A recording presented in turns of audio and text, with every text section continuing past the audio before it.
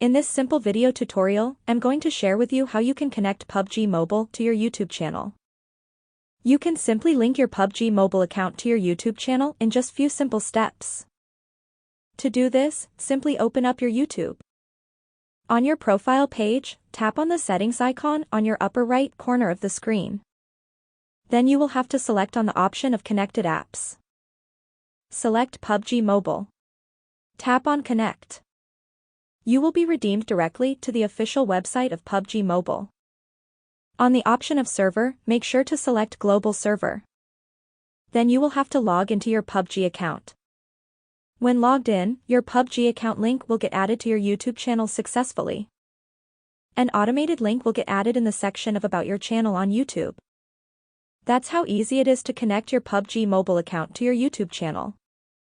If you have any questions, just let me know in the comments section down below.